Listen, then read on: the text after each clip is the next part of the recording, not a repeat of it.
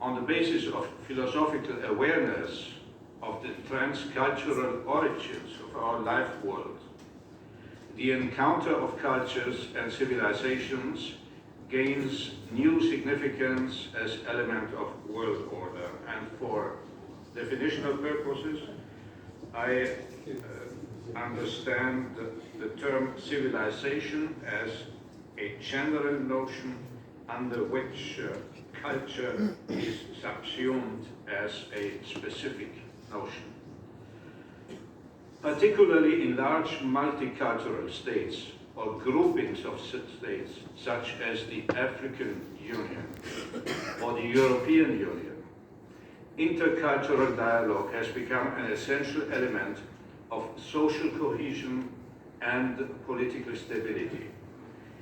In view of the unequal power balance at the global level, whether in military, economic, political, or social terms, it is important to emphasize that credible and sustainable dialogue among cultures and civilizations can only be achieved on the basis of mutual respect, which means the acceptance of equality of all cultures in the normative sense.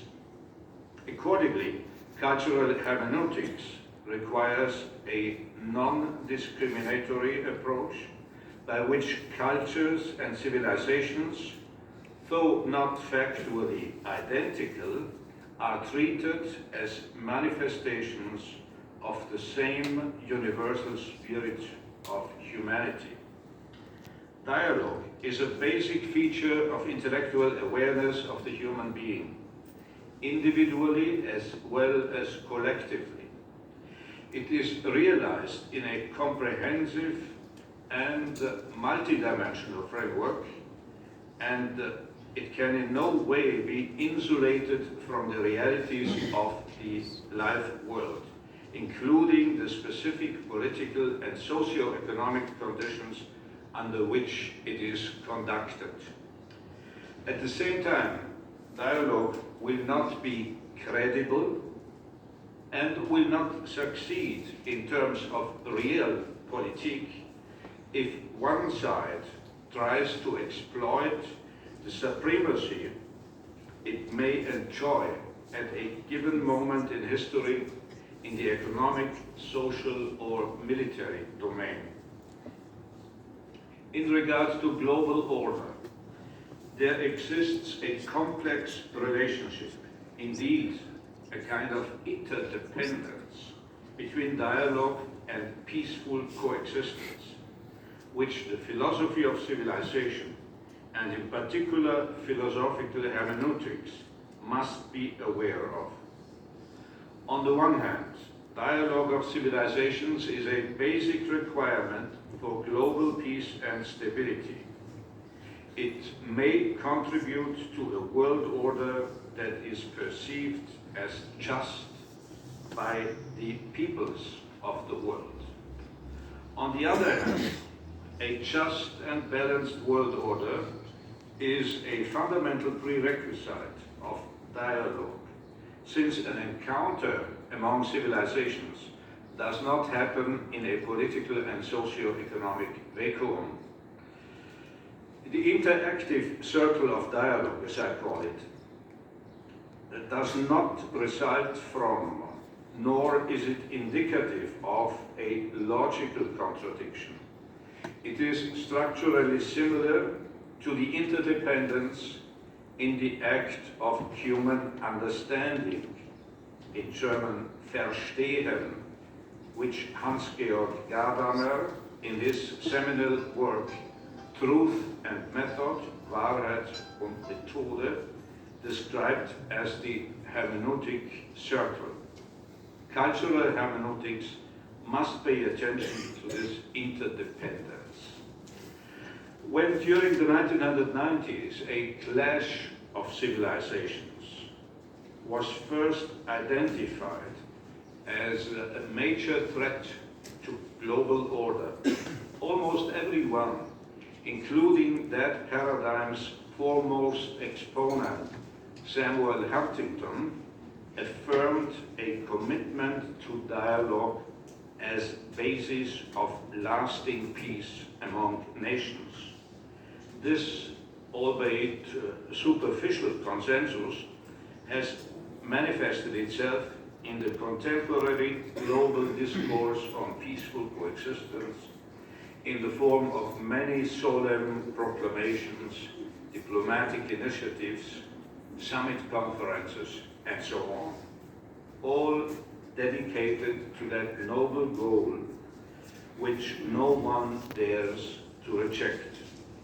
The quasi-global consensus found its political expression in the United Nations General Assembly's proclamation of 2001, the year 2001, as the year of dialogue among civilizations, and in the establishment in the year 2005 of the so-called Alliance of Civilizations, Alliance des Civilisations, upon the initiative, joint initiative of the Prime Ministers of Spain, Mr. Zapatero, and Turkey, Mr. Recep Tayyip Erdogan.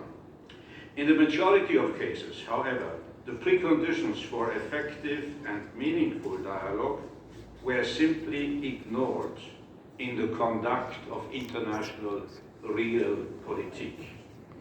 This is where the philosophy of dialogue comes into play as a reflection of and as corrective against the instrumentalization of civilizational and cultural differences for ulterior purposes, which are often connected to the assertion of power and national interests.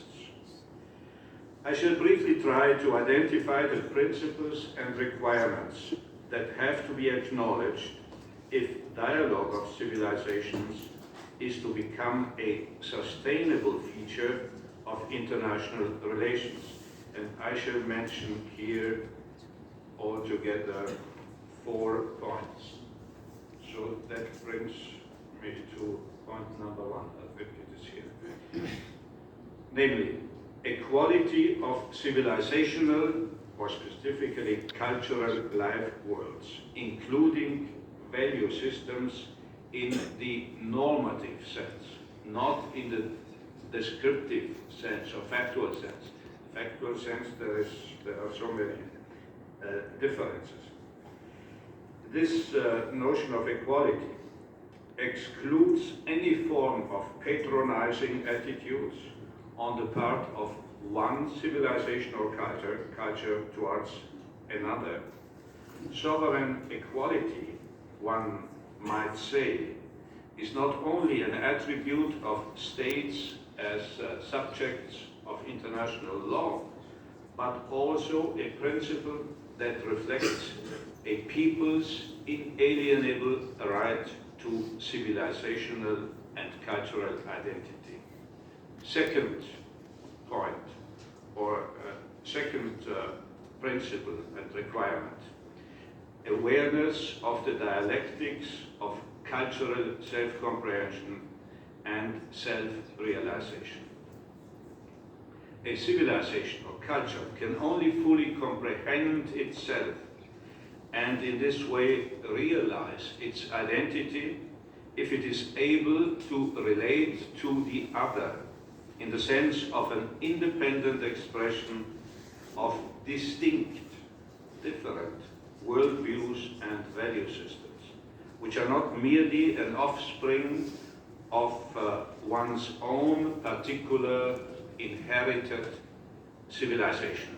The process of civilizational or cultural self-realization is structurally similar to how the individual achieves self-awareness. Reflection, derived from the Latin term reflexio, implies that the subject looks at itself from an outside perspective, making itself the object of perception. That is what we call subject-object dialectic, and that has been introduced into philosophical discourse in the period of German idealism, as has been explained in the philosophy of mind, and particularly since Fichte and Kant, individual self-awareness is the synthesis that results from such a dialectical process in which the ego, I, defines itself in the sentence of, again Latin, definitio. Definitio means drawing the border in relation to the other. This also applies to the collective self-awareness of a civilization or culture. Only if a civilization is able and willing to see itself through the eyes of the other will it achieve a status of maturity in the sense of its internal development. Only this will allow it to overcome the fear of the other as the alien, and in this way to take part in a global interaction with other civilizations. This brings me to the third requirement or principle, namely acknowledgement of meta-norms as foundation of dialogue. Derived from the normative equality of civilizations, these norms at the meta level are logically prior to material norms and have to be subscribed to by all partners in any meaningful undertaking of dialogue.